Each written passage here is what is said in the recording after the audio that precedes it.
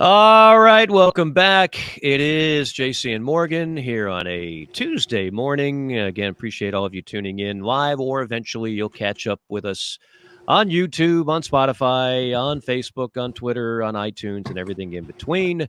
Friend of the program, the purveyor of many things now, including his shorts on, not his actual physical shorts, but shortcuts. You want to call it on the social media.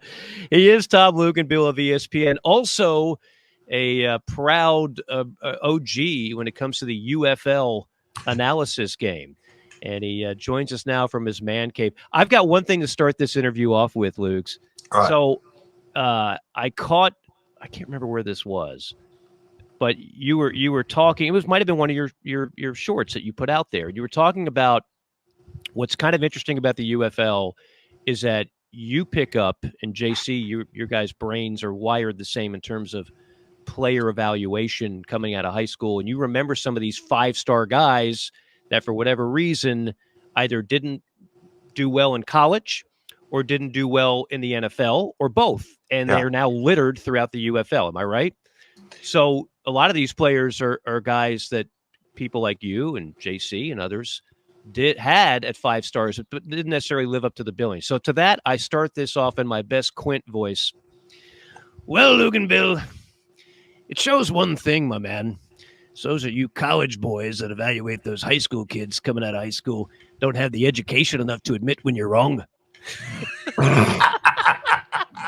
Wow. I don't know, man. Hooper! I do.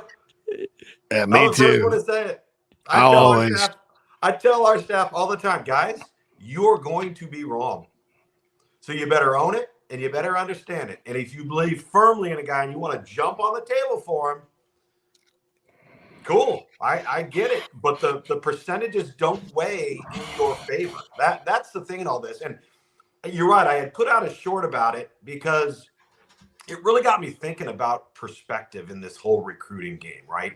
We become so consumed with, well, why is this guy ranked here? And why does this guy have 5 stars versus 4 stars? And, you know, I'm going through some of these rosters. We're 2 games into the UFL, and I'm seeing Matt Corral, and I'm seeing Adrian Martinez, and I'm seeing Reuben Foster and Jarrett Guarantano and Trey Quinn. And, I mean, the list goes on and on. I mean, I could Taco Charlton. I mean, guys, we all knew, right? And a lot of them did succeed in college, right? And a lot of them did have either a cup of coffee or were highly drafted in the NFL. Great. But it really got me thinking that you have all of these kids so obsessed with where they're ranked. And at the end of the day, it doesn't matter. Like, you're focused on the wrong thing. If you focus on work, getting better, and playing fast and playing hard and being a great teammate, all of that other stuff will work itself out. It always does. That's just the nature of how your performance will dictate your outcome. And so, you know, I hear kids, and I get it from parents, and I know JC does too all the time. You know, why don't we have this guy ranked up here, this and that? Like, okay, well, in the moment, it may seem like a big deal. Nobody cares. Like 3 years from now, 5 years from now, 10 years from now, I don't know if anybody will truly care if Daylon Mack was a 5-star defensive tackle who's playing defensive tackle right now for the Memphis Showboats in the UFL. So if you look at it from that perspective, it's hard for kids to have that perspective, right? Because they're living in the moment, and everybody, they're getting patted on the back, and everybody's telling them how good they are, and they're trying to compare themselves with everybody else and their peers, and they think it matters so much to their cultural and their public status, when at the end of the day, if they took a step back and said, you know what, if I just worry about what I'm doing, the rest of all of that stuff will handle itself on its own. I don't know what Jarrett Guarantano is going to do with that 5-star rating there, Lugs. Maybe eat it. All right, that's my last Quint. And full disclosure, it's not that you guys don't admit when you're wrong. I just went for the laugh there. And it was beautiful. For the purposes of beautiful. For the purpose of a good Jaws quote, which is a Ben Franklin for all of us. Well, I'll tell you something, Chiefy. You want me to go out there and find the prospect? I'll find him for 3, but I'll catch him and kill him for 10. 10. Living. That's Young men's names. You want to go ahead and have a right star evaluation? You can call me, or you can be starving in the summer. By the way, we haven't even said hello. How's everybody doing? We're doing great. Mike's let me say in a good mood. I'm in a great mood. He is in a good mood. He's fired up. He's got old school Oakland Raiders. I think that's okay. What is that behind? That's North Dallas 40. That's Nick Nolte. What a great movie. Thank you. Thank you very much. Thank you very much. Again, that's another one where I wasn't old enough to see it in the theater. It's an R-rated movie, but I saw it on cable. Oh, yeah. Like 100 times. It was one of the first football movies I ever saw. Maybe the first one. By the way, you want to know a great football movie that was ahead of its time when it comes to profiling the high-profile, top-level guy that goes from the penthouse to the outhouse and what that can do to somebody, which is basically a complete reflection of where we are at right now. Oh, is that the one with Dennis Quaid? Yes. Everybody's All-American. Everybody's All-American, yeah. Dennis Quaid and John Goodman.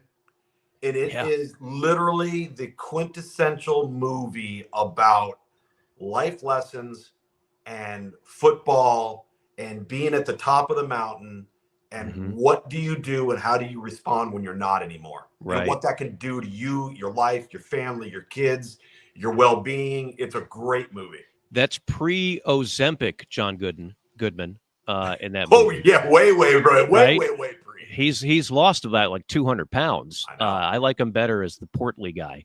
But and then Dennis Quaid played a similar character in the Oliver Stone movie. Which Any Given Sunday? Any Given Sunday, he played like the washed-up quarterback who's got, his body's breaking down, and it's just like, cut me, Mick, get me back out there, trying to fight off Willie Beeman.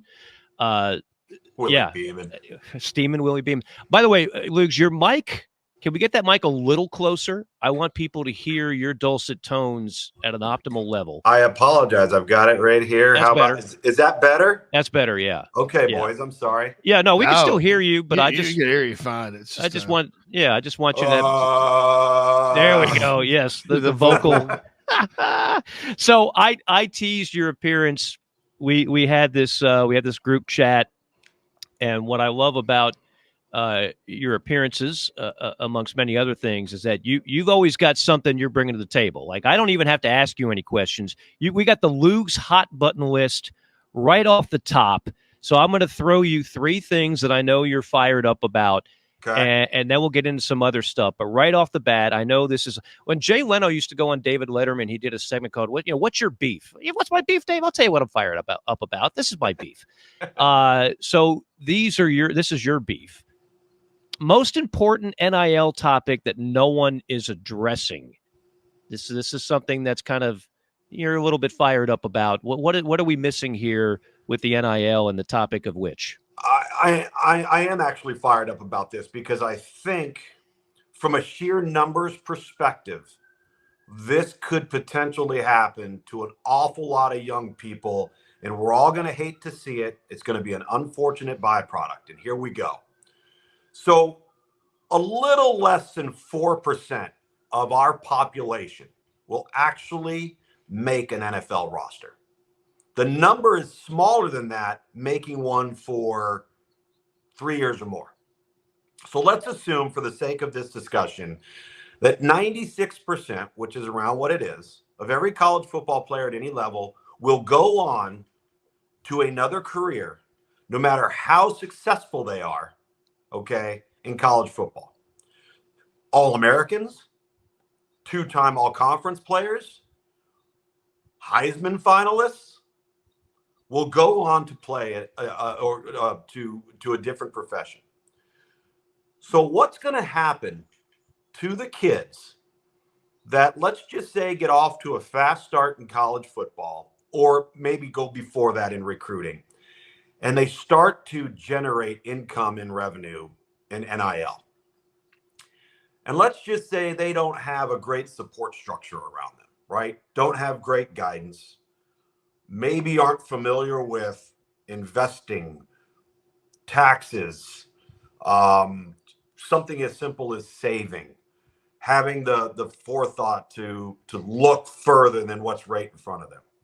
And all of a sudden, this player, could be any player hypothetically, ends up making $300,000, $400,000, $500,000. Let's just say on the low end. And they play 3 or 4 years of college football. They get their degree, which is great. We all want that. They don't play professional football. And now they're entering the workforce at a job that might pay them $40,000. What are they going to do? And who's there to help them? Because this is going to happen to a ton of guys. A ton of guys. Now, there's going to be a group that is going to have a great support structure. They're going to have great representation. They will have opened IRAs or Roth IRAs, or they will set up mutual funds, and they will look to the bigger picture. All right. But what about the guys that aren't equipped to do that? And how are you supposed to adjust from having all of this attention and all this money flooding in because you were really good at something, but the percentages don't weigh in your favor to continue on that path of professional football? And now you're applying for jobs with the rest of the general population of new 45, 50, 60 grand. And you've been living this life. Like, does anybody think that's healthy? Like, does anybody think that that's the way we want to go and the path that we want to go down? And I'm quite honestly, I'm concerned about it. I am, because I want all of these guys to succeed. And this is where I think Nick Saban, for his comments in front of Congress, was very unfairly judged, because I believe this is exactly what he was talking about. He didn't come right out and say it, but what he did say is, preparing these guys for something beyond football, and not just looking right straight in front of you for 2 to 3 years. Because what are we going to do when all of a sudden you're out on the street at 22, 23 and football's not there and nobody is paying for your services anymore? Right. That's not where we want to go. That's not what anybody wanted in all of this. And I it's not being addressed. I think I personally, this is what I believe should happen. And you could apply this to the general student population. And you can either do this through a course requirement, or you could require it like you require study hall, or like you require rehab. And you have a financial literacy course or a program that everybody is mandated and required to attend, to provide you with a structure and a blueprint and a plan. Now, listen, everybody's open to free will. Nobody's forcing you to do anything. But if you're smart, you will. If you're thinking long term, you will. But right now, we're not doing that. And I think that's dangerous. That's my first pet peeve. I'm with you there, Tom. It's the college football programs, especially at the places with the funding like Alabama or any athletic department. Right. They have the resources in place for mental health, for physical health, for training, for nutrition, whatever. This is a huge part of it. And it's so easy for the colleges to do. Yes. Because it's right there. Professors on hand. You got everybody there. And I'll take it a step further with you there. I think the general student body could use some stuff. I wish I would have taken something like that in college and been forced to do it and forced to learn, because a lot of the stuff we teach in college now is not even based on common sense anymore, No. And so you get out of college and you're like, I'm floating around with no common sense. I don't know how to balance a checkbook, but I have a degree. And I'm with you there, man. I think that would be that part of it. The NCAA could easily do it. The problem is what they do is they'll look at it and go, well, that's an extra benefit for athletes. And they don't. Is there any such thing as an extra benefit? And I'm like, yeah. So you can imagine this guy he's on his own with his $500,000 that he got from the collective, right? I would love the NCAA to tell a school, no, you cannot provide financial literacy through your program. We will not allow that. Absolutely not. Think about this. If we lined up 85 scholarship players and we asked them to describe what compound interest is, do you think any of them could do it? I'm not sure if I can do that. 5 unless they're like an accounting. So I'm going to give you a prime example here.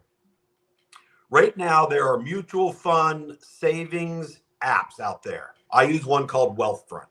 Okay, my son's getting ready to leave high school and go to college.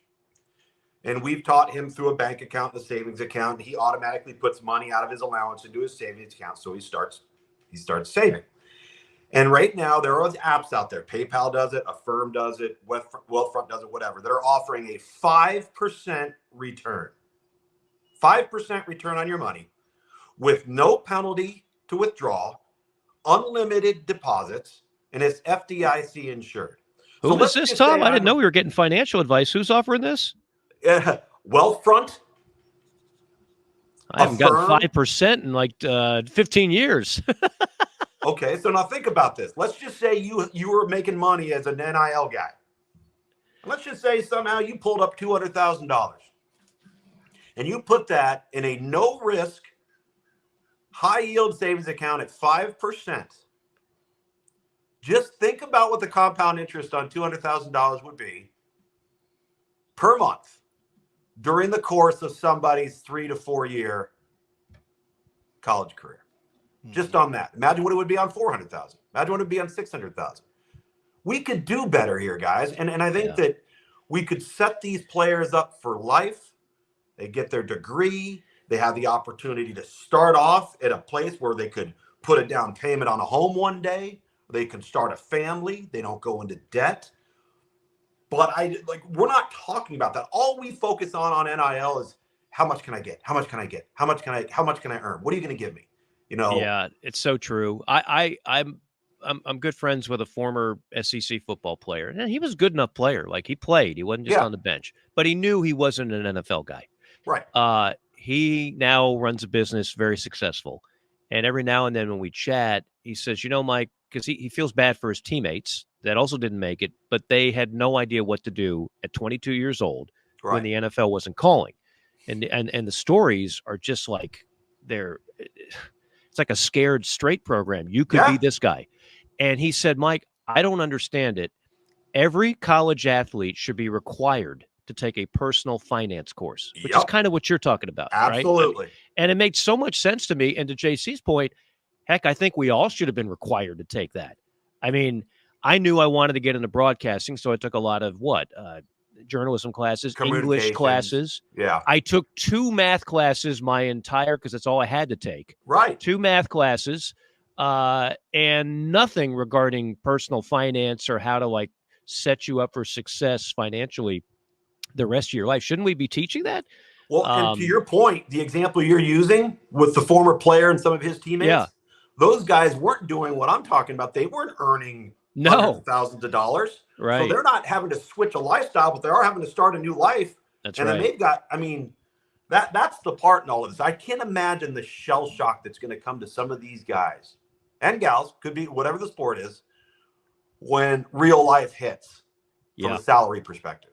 That's a great point. Our guest is Jim Cramer, and if you have any questions about your 401k, give us a call, 1-800-INVEST-NOW, 1-800. No, that was good. I did not see that coming, but I like that angle very much so. And again, for those that don't know, Tom is the son of a coach. I mean, these are the kind of lessons that you would like more coaches to instill. And Nick Saban, no matter what people want to think, Nick wasn't just after his own personal good and didn't give a crap about players. And he truly, you and I both been around the man. He absolutely cared about his guys and absolutely wanted them to succeed and was not against players making money. He was against what we have now, which is utter chaos, and the whole system is kind of broken. No doubt. But instead, the people that enough is, and there's never enough, they wanted to paint that as just like an anti-capitalist, just stupid stuff, stupid arguments. All right, number 2, Joe Milton. I'm not going to read your entire text here. Stop talking about Joe Milton's arm.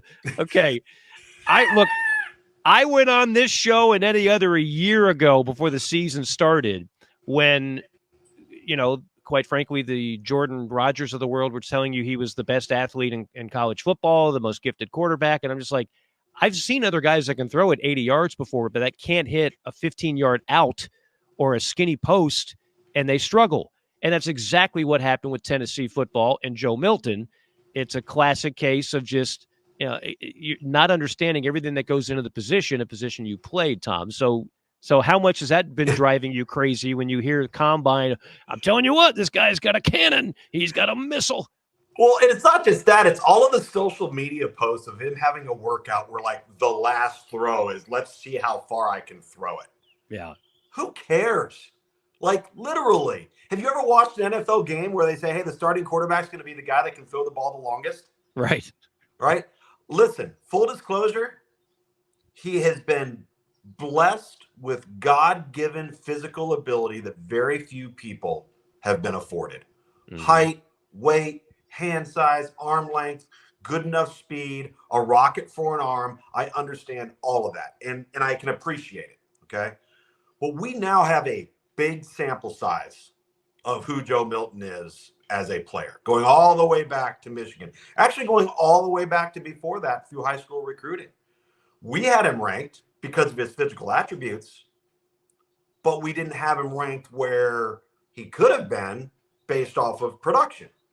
Because I don't care if it's the high school, college, or the NFL level. If we lined up all 32 GMs, all 32 head coaches, and said, what is the number one or two or three most important trait playing the quarterback position, not a single one of them would say arm strength. Not one.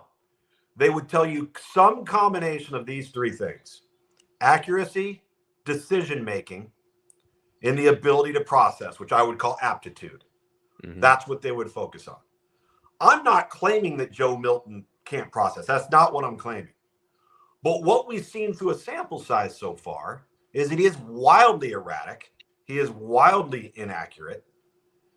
And he has kind of been a one-speed guy, right? That arm strength, for all of its glory downfield, there's not a lot of nuance to Joe Milton. So for me, I'm looking at past guys that have played in this system, right? Dylan Gabriel. Who else? We could list a bunch of them. Hendon Hooker. Drew Lock for Josh Heupel at Missouri. On and on and on. And traditionally, every one of those guys is somewhere in the 68 to 70% completion range. Joe Milton was 64, which isn't a terrible completion range, but for guys plugging into that offense, it's on the low end. If you lead up to the Tennessee tenure at Michigan, it's in the 40s and 50s.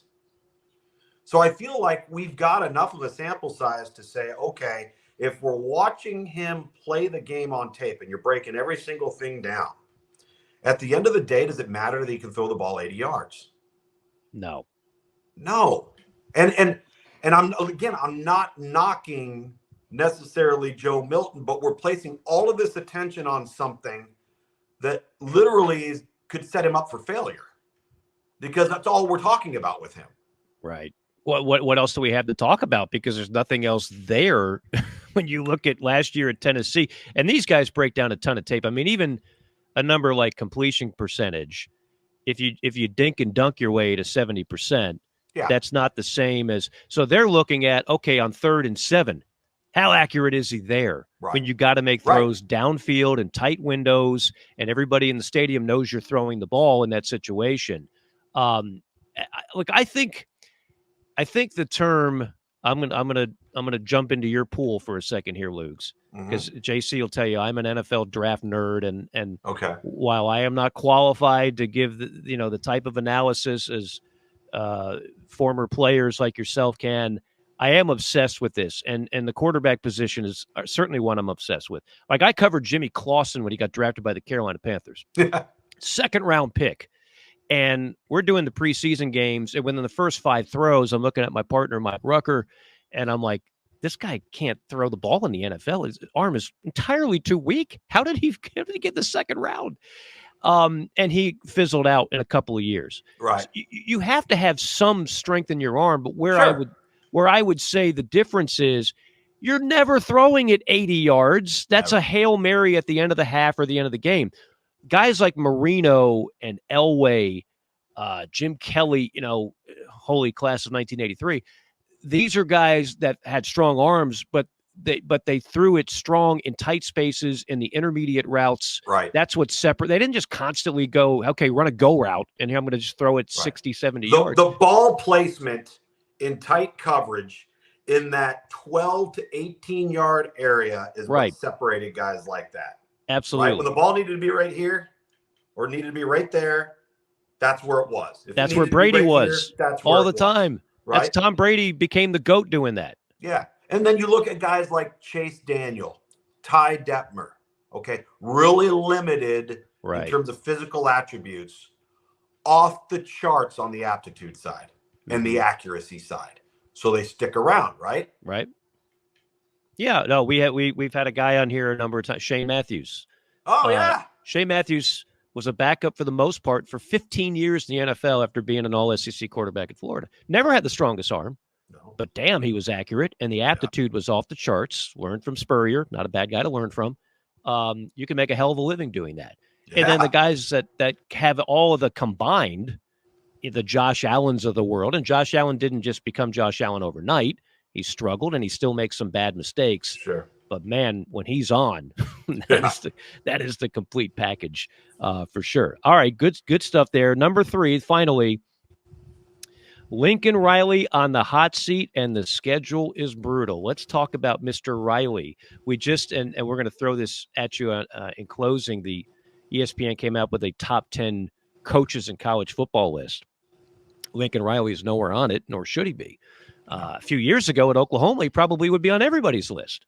So how do you see things shaking out there in SoCal with Lincoln?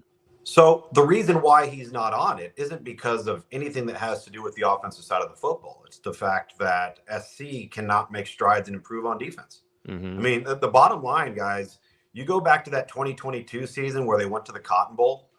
They were horrendous on defense, but they were plus 22 in turnover margin. Like, that's a statistical anomaly. That does not happen.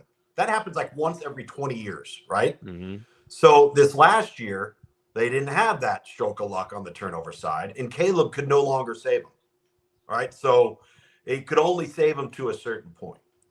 Well, now you go from the Pac-12 to the Big Ten, which I would term a non-line of scrimmage league to a line of scrimmage league. And here's what their schedule looks like. They open with LSU. They play host to Utah State.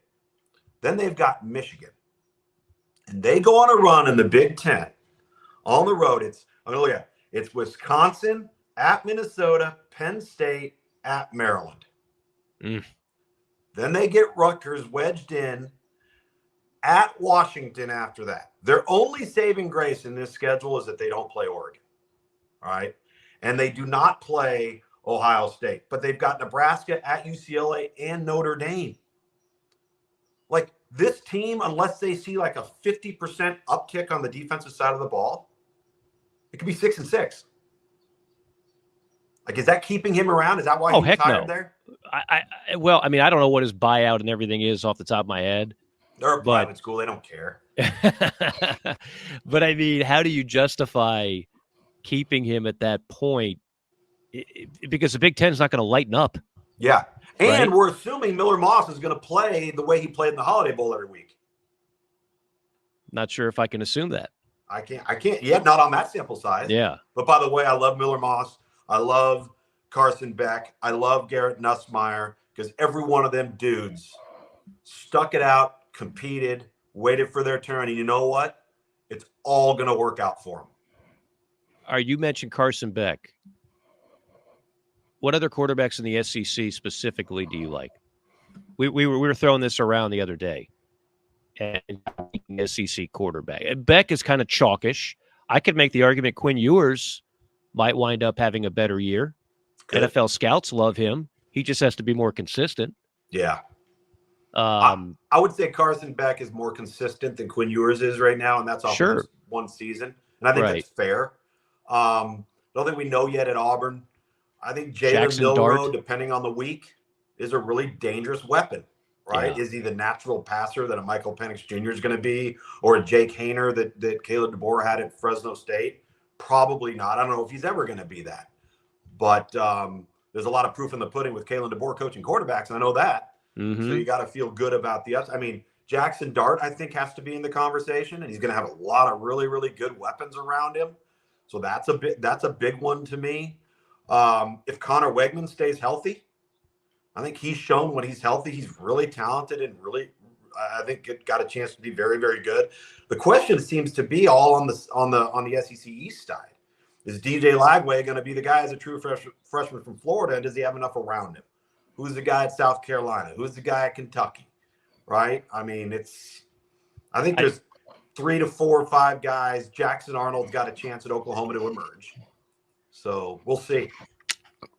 Kentucky probably Brock Vandergriff, I would think. South Carolina's Lenora Sellers, who I'm personally very high on. Good. I think Graham Mertz holds on to the job at Florida. I don't think that's my thing. I think the guy could 70% of his passes last year. I know. He wasn't the problem. Everything else was. Well, that at one point last year, that team was 5-2, and like nobody even realized it. Yeah, they just went. They beat Tennessee. I mean, they. I think Vanderbilt's got the quarterback and the OC from New Mexico State. I think if you're Vanderbilt, that's a good plan. Yeah, New Mexico State under Jared Kill, they're designed to beat teams that have a talent advantage, right? Their offense is that designed to do it. So if you're Vandy, why not? Why not? Do you notice none of us mentioned Nico? I like to me, I'll say this. That is the most plug-and-play offense maybe in the history of college football. Like every time somebody departs, another guy jumps in and does the exact same thing. Like it's like boom, boom, boom, boom. And we could go all the way back to Mike Leach at Texas Tech, Mike Gundy at Oklahoma State, Dana Holgerson at Houston and West Virginia, Bryles at Baylor.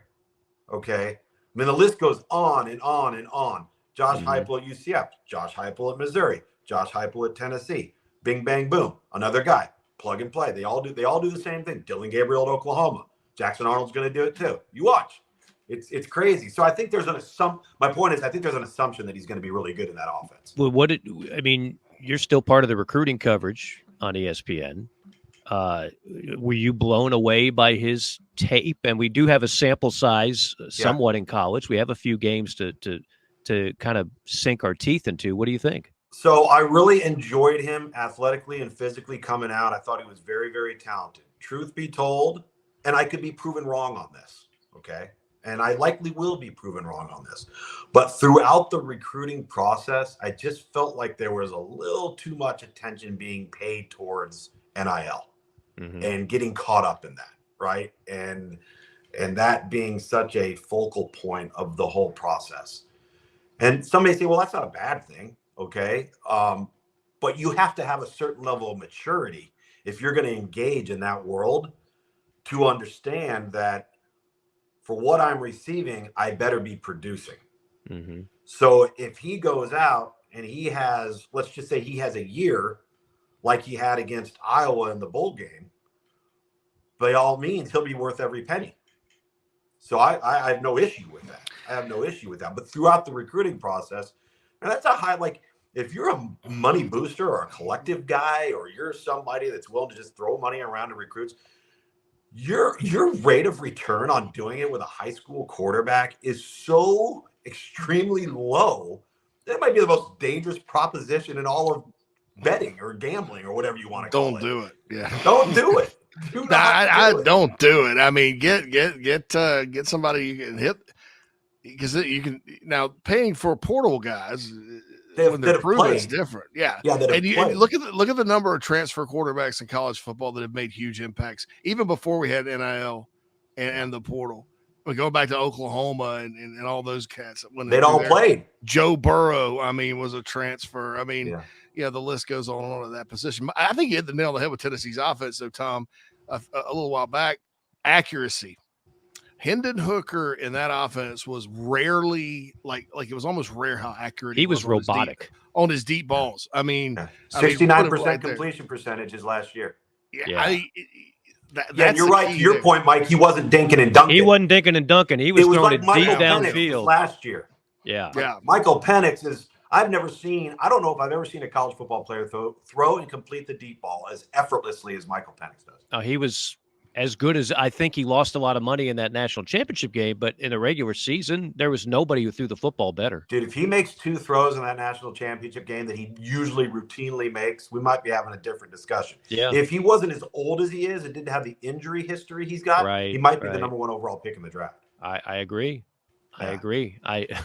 Unfortunately, and of course, he had guys in his face on virtually every play. Oh, to be fair to him, they were overmatched on the line of scrimmage, and it showed. I got to ask you. I know this is going to get you fired up. What? I'm not even going to ask it in a question form. I'm going to say 2 words. Colorado football. Are you just trying to get me in trouble? Don't worry. This will never reach Colorado Nation or no, it can reach Colorado Nation. But here's what I will say. Here's what I will say about that. Okay. I should have said the term depth instead of the term roster, meaning that I still think they have one of the worst rosters in college football, but maybe not as bad as UMass. But I do think, and I think it was proven last year, that their depth was horrendous. Okay. Now, also, in my defense, there's where I was wrong. Nobody played my entire quote. My entire quote was, they've upgraded at quarterback. They've upgraded at wideout and corner. Okay. Here we go. And I quote, they are so devoid of talent and depth in the offensive and defensive front that I don't know how they're going to keep their quarterback upright.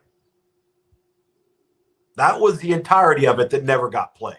I don't think what you said was honestly that controversial. They weren't that good of a football team last year. At the time it was because everybody was just talking about this wild experiment, right? And it's almost like, well, if you say anything that goes against supporting Coach Prime or Colorado football, no matter how truthful it may be, well, that's a real you're the bad guy. Well, and you got to remember the people that are trashing someone like yourself or anybody that said anything remotely negative about Deion Sanders.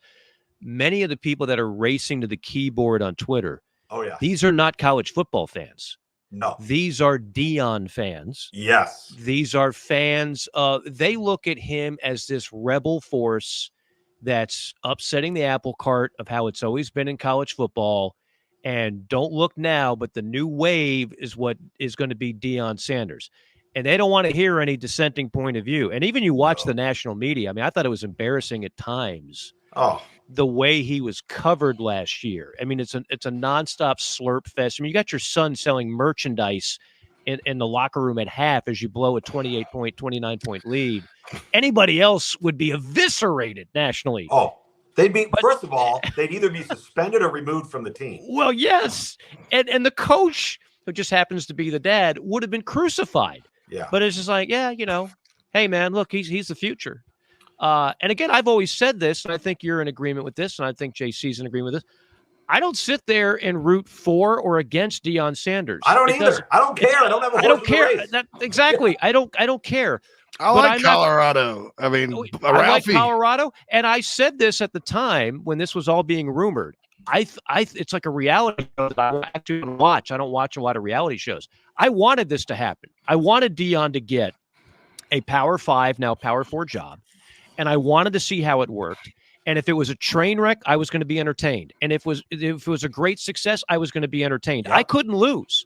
Right. So I wasn't going to lose sleep over it either way.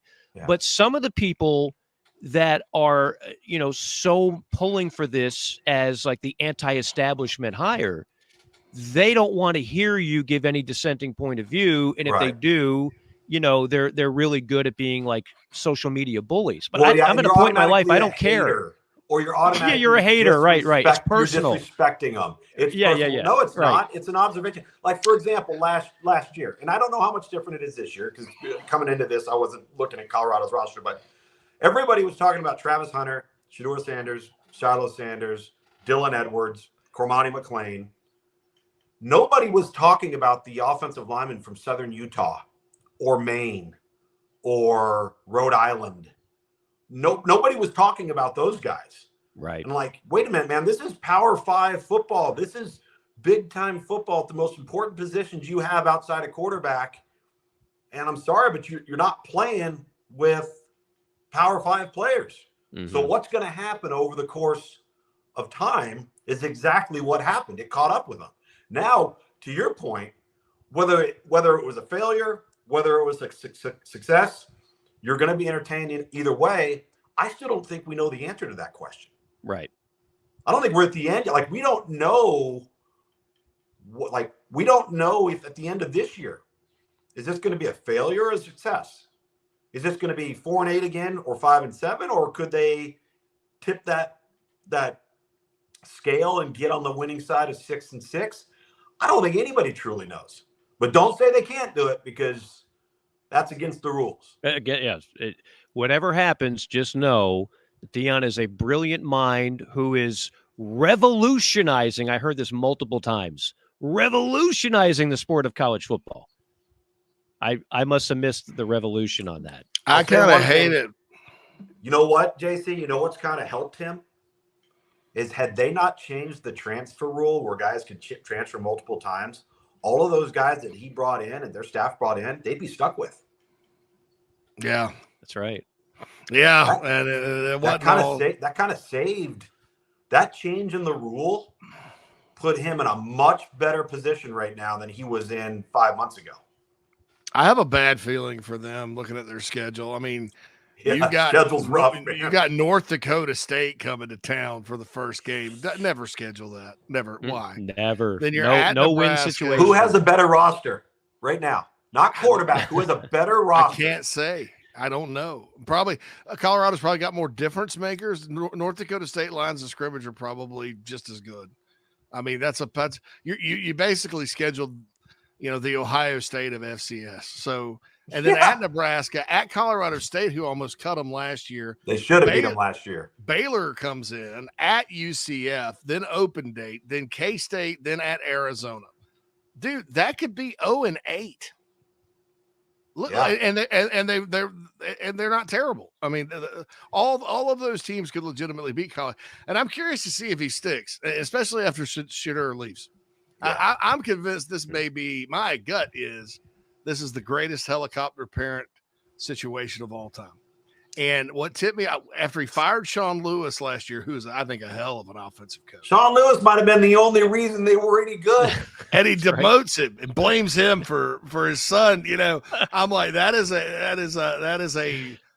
is a circa fifth grade when Chuck Miller put his son on the all-star team over me when I hit 6 dingers for the West Side Dodgers type of deal, I think. But, I'm just like, I looked at that. I was like, really? That's the problem is Sean Lewis? Come on, man. The guy won at Kent State. He was respectable.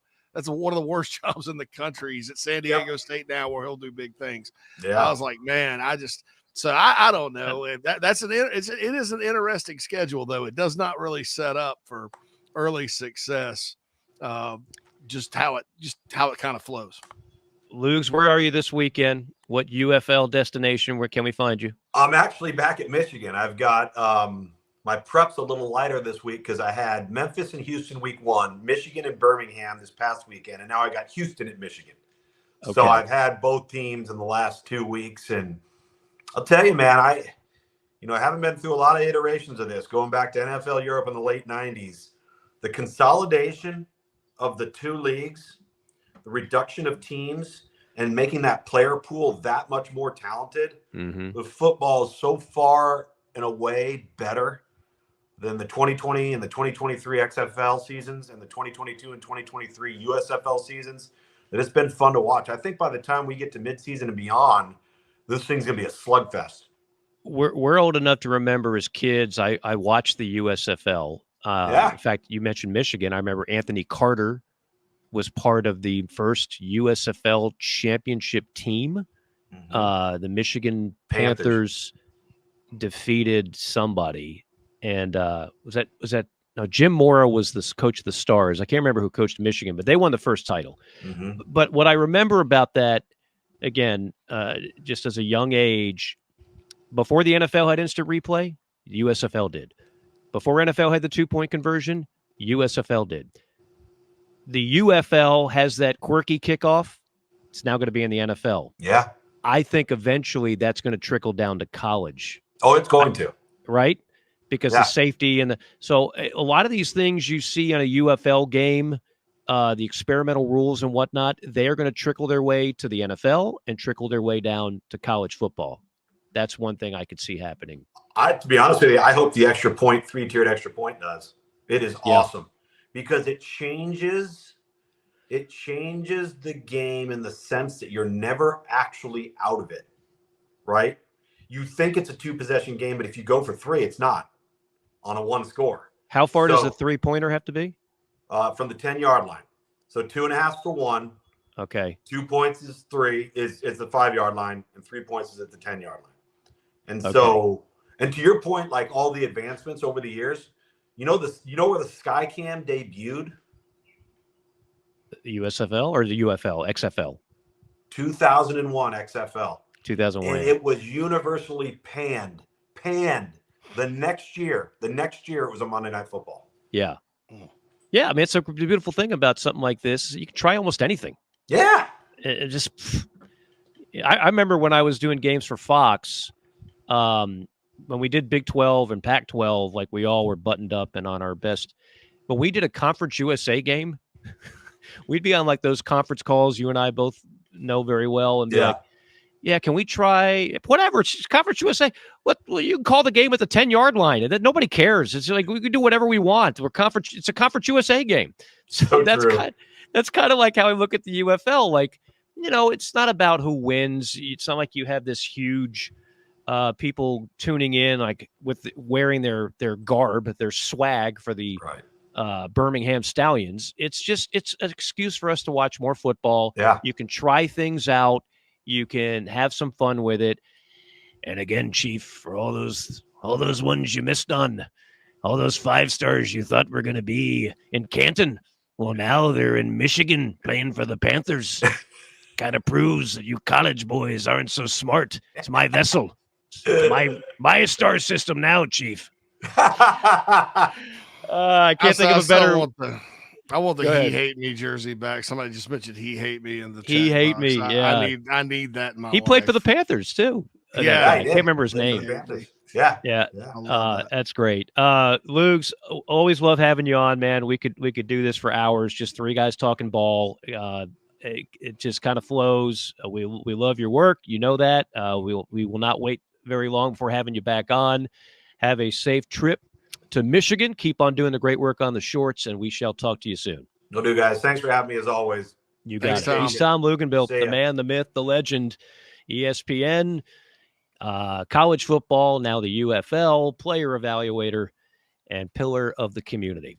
That is going to do it. Yeah. Oh, super. Yeah, I mean, Luke and I go way back to calling a MAC game in 2011 on ESPN.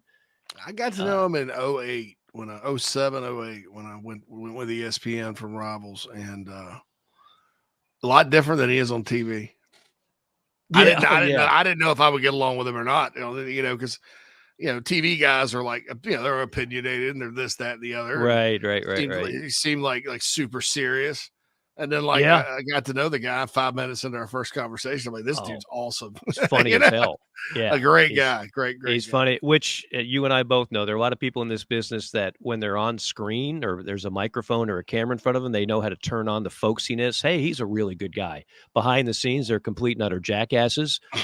No names necessary. One day it'll be in the book.